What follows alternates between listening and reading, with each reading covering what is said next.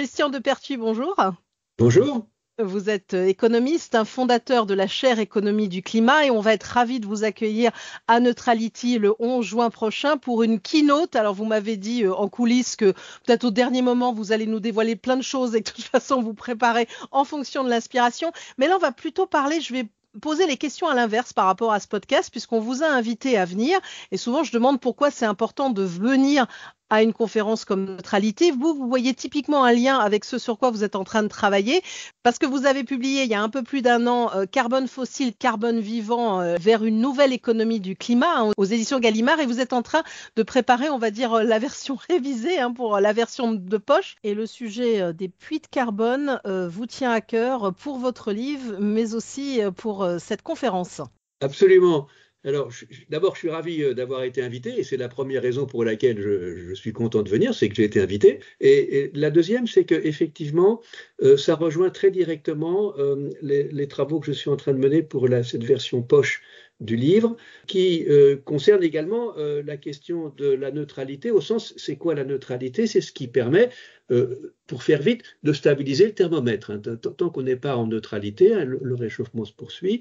Et moi, je suis extrêmement intéressé par les conditions économiques et sociales qu'il faut mettre en place pour atteindre cette neutralité. Et il y a deux grandes transformations à faire. La première, il faut sortir de l'économie des fossiles. Ça représente 70% des émissions mondiales, donc on n'a aucune chance d'arriver à la neutralité si on ne s'affranchit pas de cette dépendance aux énergies fossiles. Et ça va exiger de passer de la logique de l'addition à la logique de la soustraction. Il faut enlever du capital productif qui est lié aux énergies fossiles et notre système économique déteste retirer du capital. La deuxième condition majeure, c'est de s'occuper de ce que j'appelle le carbone vivant, à savoir les puits de carbone qui absorbent le carbone de l'atmosphère pour le stocker soit dans la biosphère terrestre, soit dans l'océan, et puis également les émissions spécifiques de l'agriculture qui sont les émissions qui ne sont pas dues à l'usage de l'énergie fossile par les agriculteurs, mais aux impacts des choix agricoles sur les écosystèmes, principalement les émissions de méthane et de protoxyde d'azote.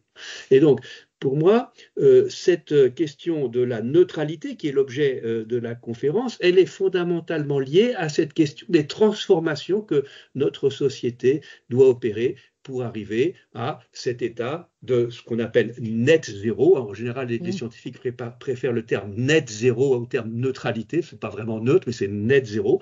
Et ce net zéro, c'est ce qui stabilise le stock de gaz à effet de serre et permet d'arrêter le réchauffement climatique.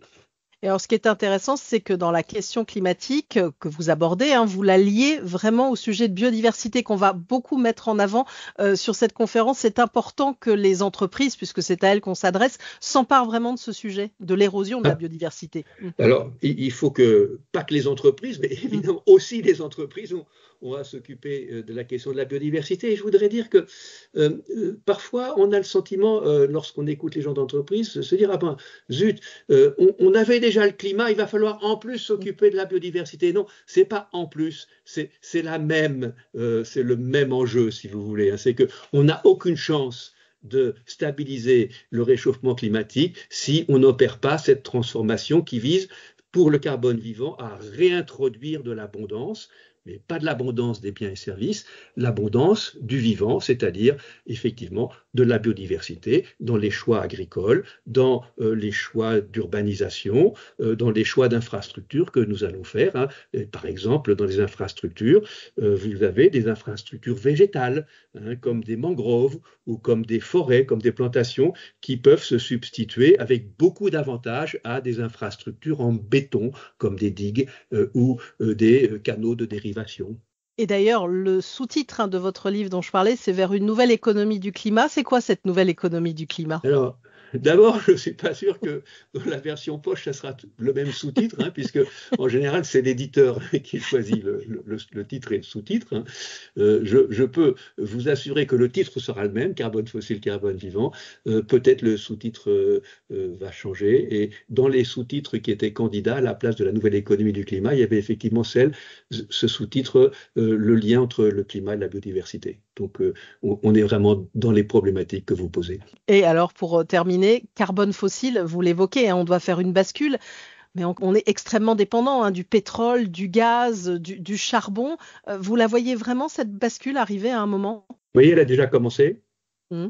Elle a déjà commencé dans la production d'électricité, puisqu'il y a une révolution majeure sur le plan économique. C'est que aujourd'hui, que ça plaise ou non à des gens comme Donald Trump, la façon la moins coûteuse de produire de l'électricité, c'est plus de brûler du charbon, c'est plus de brûler du gaz, c'est de capter l'énergie du vent ou du soleil, si vous voulez. Et cette transformation majeure, elle va être portée par cette baisse des coûts incroyable de la capacité à utiliser les énergies de flux éolien et solaire pour se substituer aux fossiles. Alors évidemment, c'est douloureux, évidemment, on voit qu'il y a des vents contraires qui soufflent fort aujourd'hui, mais je pense que ces vents contraires n'ont aucune chance de l'emporter sur cette révolution énergétique qui vient. Et voilà, un discours positif que vous allez aussi mettre en avant. Et c'est tout ce qu'on souhaite à l'occasion de Neutrality. Il faut continuer, il faut parler plus que jamais de ces sujets-là parce que vous l'avez dit, la bascule est en train de se mettre en place et même si on entend des propos plus ou moins contraires, il y a une réalité. Christian de Pertuis. Absolument. Il y a la réalité économique, la réalité économique sur les énergies, et puis il y a la réalité climatique. Et on sait bien que cette réalité climatique, on peut faire toutes les parenthèses ou les propagandes qu'on veut sur le monde virtuel. Le réchauffement climatique, c'est pas une réalité virtuelle, si vous voulez. C'est une réalité fondamentalement liée aux règles de la nature auxquelles nous ne pouvons pas échapper. Eh ben, merci beaucoup à vous, Christian de Pertuis. Donc, on aura l'occasion de vous écouter. Ce sera le 11 juin prochain à Neutrality. Je rappelle, vous êtes fondateur de la chaire économie du climat. Et donc, pour ceux qui veulent lire dès maintenant, aux éditions Gallimard, Carbone fossile, carbone vivant. Je sais que vous êtes en train de travailler sur la version de poche. Voilà, merci beaucoup à vous. Merci beaucoup et au plaisir de vous voir.